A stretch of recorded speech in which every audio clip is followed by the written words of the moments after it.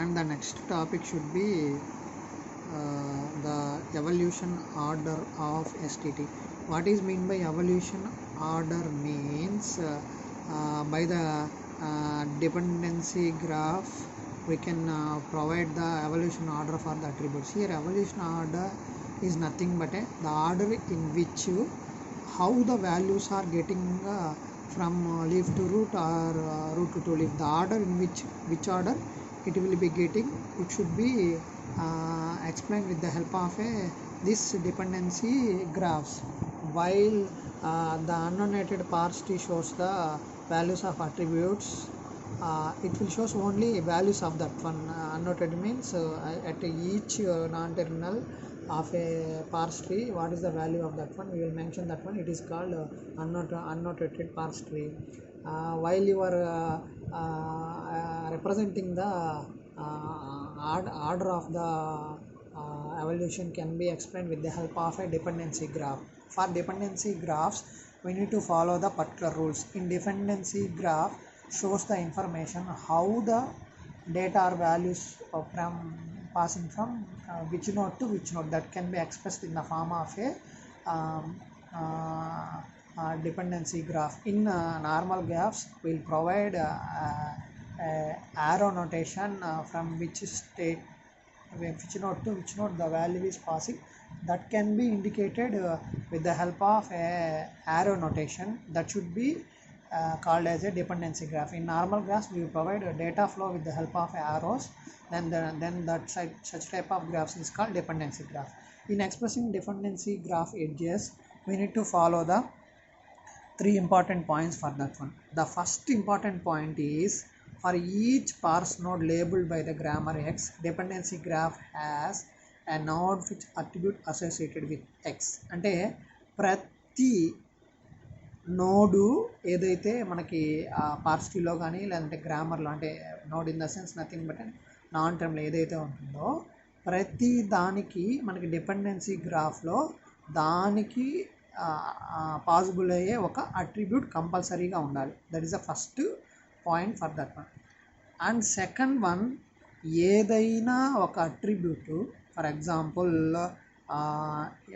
A is a root element and X is a sub element of that one. In simple here A tends to X,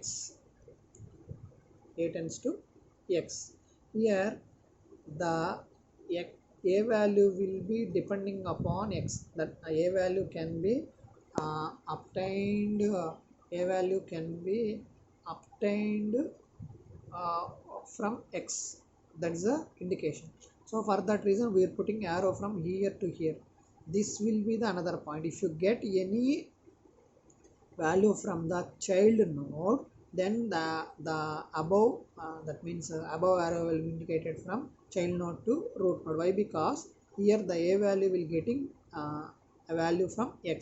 Like that here also in second rule, if you got any synthesized attribute A dot B in terms of value of X, అంటే X dot C లో ఉన్న value C అనేది it will copied from here to A dot అంటే B వాల్యూలో copy అవుతుంది. That's why we have a dependency graph, an edge ఫ్రమ్ X dot C to A dot B. Like that here X dot నుంచి మనకి ఏకి value pass అవుతుంది కాబట్టి దానికోసం మనం ఒక ఎడ్జ్ని పాస్ చేస్తాం. That is nothing but a dependency graph edge. So అలా మనకి చైల్డ్ నుంచి కనుక రూట్కి ఏదన్నా వాల్యూ పాస్ అయితే that should be indicated by upward arrow. That is nothing but with the help of this rule number 2.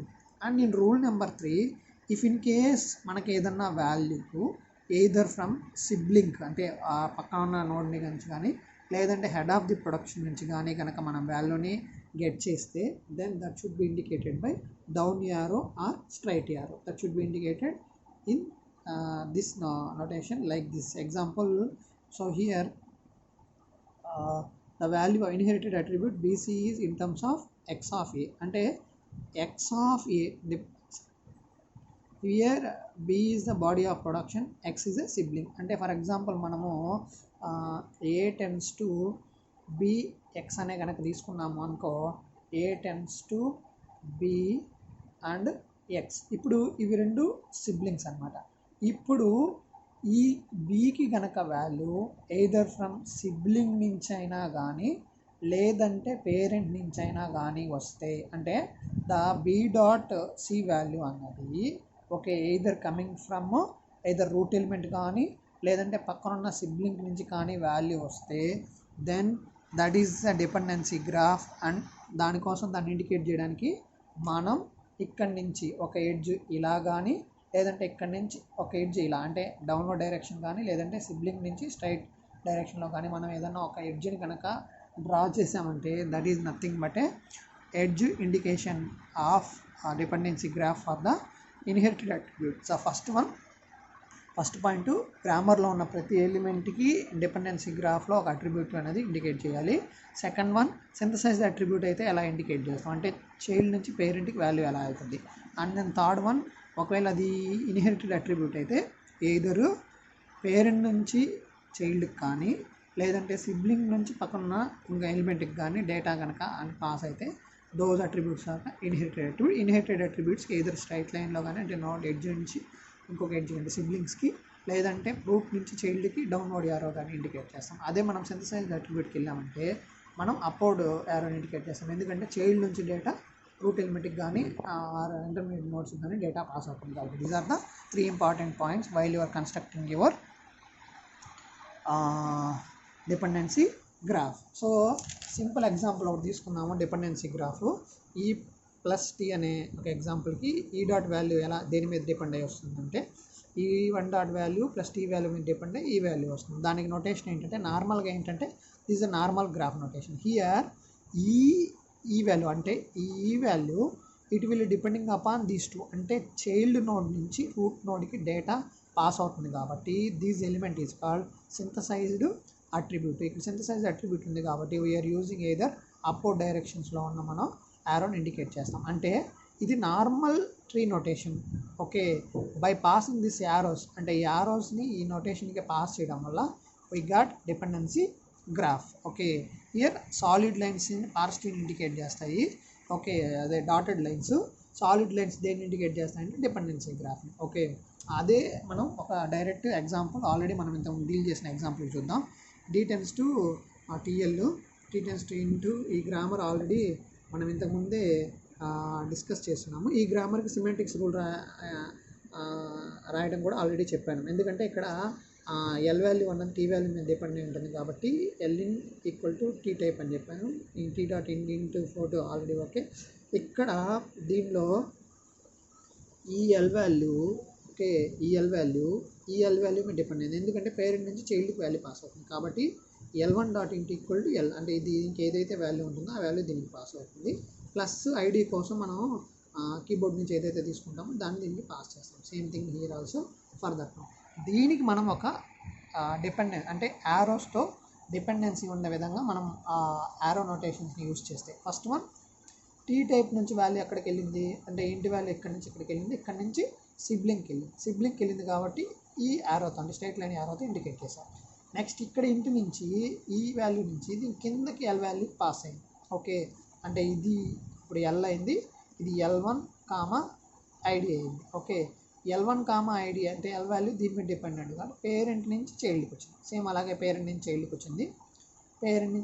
వచ్చింది. Okay, అలాగే ఇక్కడ దీనికి ఉన్న వాల్యూ ఇక్కడ నుంచి దాని సిబ్లింగ్ ఉన్న సీకి వెళ్ళింది, అంటే దీనికి అయితే దానికి పక్కన ఉన్న సిబ్లింగ్ ఇది కూడా ఇంటి కాబట్టి ఇది ఇంటి, అలాగే దీని వాల్యూ దీనికి వెళ్ళింది. అంటే ఇక్కడ ఓన్లీ ఎయిదర్ సిబ్లింగ్స్ కానీ ఎయిదర్ పేరెంట్ నుంచి వాల్యూస్ పాస్ అవుతూ వచ్చాయి కాబట్టి these all attributes are called inherited attributes. ఇక్కడ ఉన్నవన్నీ inherited attribute except this leaf elements all are called synthesized elements, ఎందుకంటే దానికి ఉన్న వాల్యూస్ మనం డైరెక్ట్గా కీబోర్డ్ నుంచి పాస్ చేసుకుంటూ వెళ్తున్నాం కాబట్టి. Okay, this is nothing but A evolution order,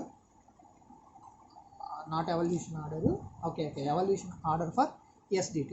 so ఇంకొంచెం డీప్గా వెళ్ళి మనం ఆ evolution ordering the evolution of attributes, అంటే ఇక్కడ మనం ఓన్లీ యారో నోటేషన్స్తో ఇండికేట్ చేసాము.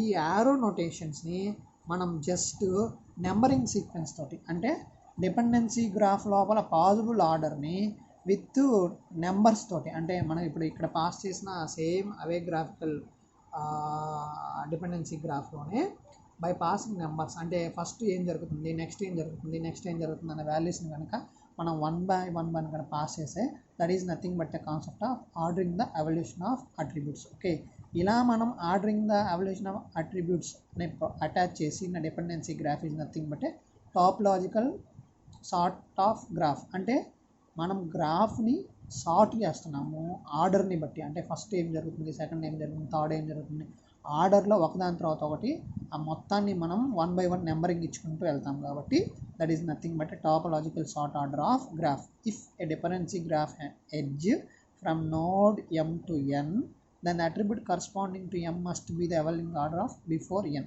ఎందుకంటే డిపెండెన్సీ గ్రాఫ్లో ఎడ్జ్ ఒకవేళ m నుంచి n కని ఎడ్జ్ కనుక ఉన్నది అంటే first we need to find out the order of ఎంని ఐడెంటిఫై చేసి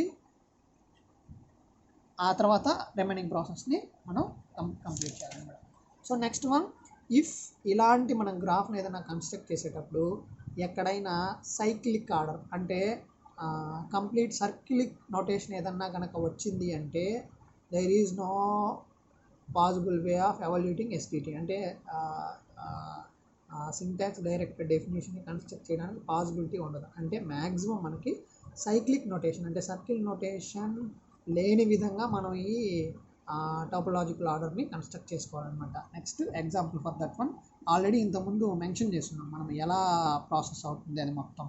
సో ఇక్కడ జస్ట్ ఆ ప్రాసెస్కి మనం ఎక్స్ట్రాగా నెంబరింగ్ని యాడ్ చేస్తున్నాం. This is the first one missing here, this is the second one missing here, and third one, ఇది థర్డ్, ఆ తర్వాత fourth, next one fifth, next one sixth, next one seventh, next one eighth. So అలా మనకి total order first ఇక్కడ into తీసుకుంటాం కాబట్టి ఇంటి నుంచి టైప్కి వెళ్ళింది కాబట్టి 1, టైప్ నుంచి ఇక్కడ సింక్ వచ్చింది 2, ఇక్కడి నుంచి ఇక్కడికి వెళ్ళింది 3, ఇక్కడి నుంచి ఇక్కడికి వెళ్ళింది 4, తర్వాత 5, తర్వాత 6, తర్వాత 7, తర్వాత 8. అంటే జస్ట్ ఈ ఆర్డర్కి మనం ఒక నెంబరింగ్ని ప్రొవైడ్ చేస్తే that is nothing but A numbering notation for the particular order of the dependency graph. So ఈ డిపెండెన్సీ గ్రాఫ్ ఎలా వచ్చిందని ఇక్కడ మనకి ఫస్ట్ పాయింట్లో ఏం చేసామంటే టైప్ ఇంట్ is obtain from the lexical analyser by input token. అంటే ఇన్పుట్ మనం ఏదైతే కీబోర్డ్ నుంచి ప్రొవైడ్ చేస్తామో దాని నుంచి టైప్ ఇంట్ అనేది వాల్యూని ఫస్ట్ రిసీవ్ చేసుకుంటుంది కాబట్టి ఇది first point. Second point ln is assign value type ఇంట్ ఫ్రమ్ సిబ్లింగ్ టీ. అంటే సెకండ్ది సిబ్లింగ్ నుంచి, అంటే ఎక్కడన్నా ఈ సిబ్లింగ్ నుంచి ఇది వాల్యూ తీసుకున్నది కాబట్టి ద సెకండ్ పాయింట్ ఈజ్ అది. And third point entry in symbol table for identifier C gets associated with type int. అంటే ఇక్కడ వచ్చిన సి వాల్యూ టైప్ ఇంట్ అయింది ఎందుకంటే it is also getting from this main link నుంచి సిబ్లింగ్, అదే route నుంచి సిబ్లింగ్కి వాల్యూ పాస్ అయింది కాబట్టి ఇది ఇంట్ అయినప్పుడు ఇది ఆల్వేస్ ఇంట్ అవుతుంది కాబట్టి దీనికి మనం సి వాల్యూ ఇంట్. అలాగే ఇక్కడ ln కూడా ఇంట్ అవుతుంది ఎందుకంటే it is from root elements దీనికి కూడా వస్తుంది కాబట్టి fifth point like that. Okay, next sixth and seventh and last one eighth point ఏం లేదు, ఇక్కడ నుంచి వాల్యూ ఇంట్ వాల్యూ దీనికి పాస్ అవుతుంది అంటే ఏ కూడా ఇండిజర్ టైప్ అని ఇండికేట్ చేస్తాం. ఓకే, అలా దీనికి మొత్తం టాపోలాజికల్ ఆర్డర్లో మనం ఆ డిపెండెన్సీ గ్రాఫ్ని ఇండికేట్ చేసి వాటికి సంబంధించిన ఆ పాయింట్స్ని 1 by 1 మనం కనుక ఎక్స్ప్లెయిన్ చేస్తే that is nothing but A ordering the attributes of SDT. Okay, that is one more important concept.